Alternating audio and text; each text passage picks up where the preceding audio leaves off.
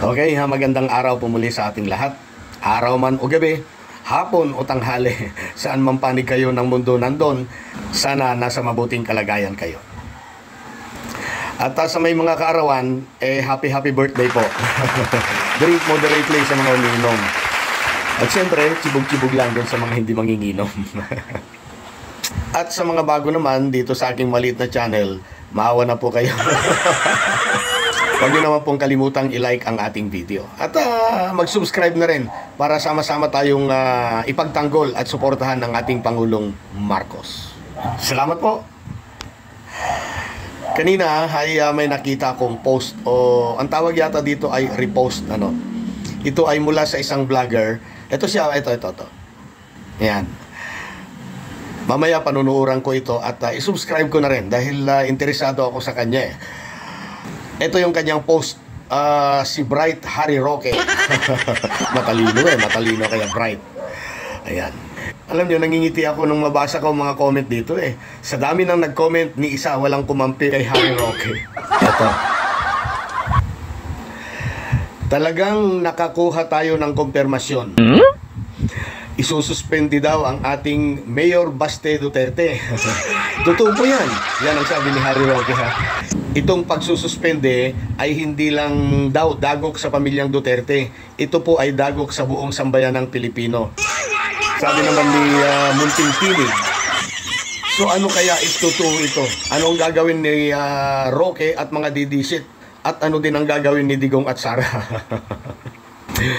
Alam mo sir, Munting Tinig, baka hindi yan pansinin ni Digong at ni BP Sara Kasi may sarili silang problema. Di ba?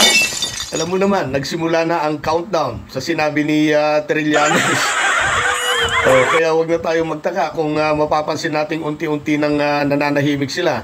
Kasama ang ilan pang mga pinangalanan ni dating Senator Trillanes na kasama sa maaaring sangkot at aarestuhin ng ICC kaugnay ng extrajudicial killing sa panahon ni dating Pangulong Duterte. Babasahin ko sa inyo yung mga comments pero hindi na natin babasahin lahat kasi yung iba naman ay halos pare-pareho ang nilalaman. Ito yung una. Dagok yan sa'yo, Attorney Roque, at sa mga DDS. Huwag mo nang isama ang sambayan ng Pilipino. Yan. Ito pa. Yan ang unang dagok sa sambayan ng Pilipino sa pamilyang Duterte. We look forward to many more. Nako. Yan. Sabi naman ng isa, sayang suspende lang. Dapat tanggalin na yan sa pwesto. Okay. Ito pa. Huwag kami. PBBM lang sapat na. Yan. Masayang-masaya ang sambayan ng Pilipino. Sana ngayon na. Yung suspende ni Baste. Sinasabi nito. Ito pa isa. Dagok yan sa inyo lang, Roque, at di buong sambayan ng Pilipino. Masaya pa nga kami. Masuspende mayor nyo na yan. Ayun, disrespectful kasi. Parang siya lang talaga ang pinakamagaling. Totoo naman. Ito pa. Hoy Roque, anong dagok ng sambayan ng Pilipino? Kayo lang. Maraming ang matutuwa kung magkatotoo ang sinabi mo. Ito pa. Di kaya dagok yan sa sambahayang Duterte. Don't act kasi na you own the government. Ito. Magdidiwang ang buong Pilipinas. Magpapalitsyon pa ang iba. Huwag mo kami isama dyan. Itong pang isa. May war on drugs pa kasing nalalaman. Buti nga sa kanya, suspende lang. Dapat nga, panagutin siya sa mga nanlaban sa war on drugs na yan sa Davao. Ito. May isa pa akong babasahin. Dagok lang yan sa inyong kampo. Dahil kung kami ang tatanungin, halimaw, dapat lang na masuspende si Baste. Kasi utos niya ang sinunod ng mga pulis. Alangan namang nasibak ang mga pulis, ang nag-utos hindi. Unfair naman yon. Baste deserve the suspension. Nakakatuwa naman talagang ating mga kababayan, grabe. Dito natin mapapansin na talagang gising na sa katotohanan ang karamihan. Kaya kahit anong propaganda ang gawin nila para pabanguhin ang mga Duterte, wala nang epekto. Kasi lumabas na ang katotohanan sa nakalipas na 6 na taon ng kanilang panunungkulan. Di ba? Bigyan ko sana ng reaction ito, pero may nabasa ako na halos kaparehas ng nasa isip ko. Kaya pinili ko itong basahin na lang ulit sa inyo.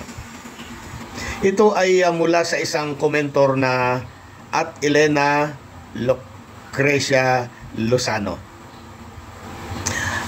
Okay, ito, ipa-plus natin ulit ito. Dagok lang yan sa inyong kampo. Dahil kung kami ang tatanungin mo, halimaw, dapat lang na masuspende si Baste kasi utos niya ang sinunod ng mga pulis. Alangan naman, nasibak ang mga pulis, ang nag-utos hindi. Unfair naman yon.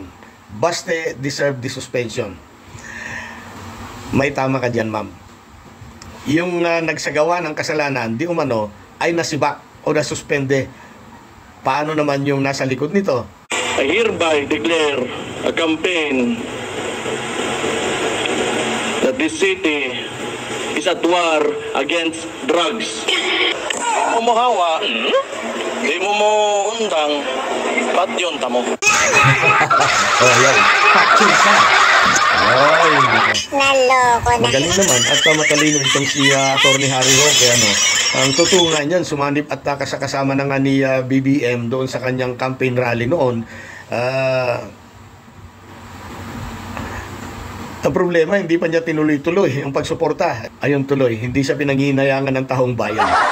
Uulitin ko lamang po yung aking nasabi na noon pa. Mahirap siraan o sirain. O di kaya ipabagsakin ng isang tao o ang namumuno. Lalong-lalo na kung ito ay isang matuwid, matulungin, mabait, pero matapang. Matapang na ipagtatanggol ang bansa at ang taong bayan. Yun lang po. Guys, isubscribe natin si Munting Tinig. At syempre, isama nyo na rin yung aking channel kung pwede. Maraming salamat po muli.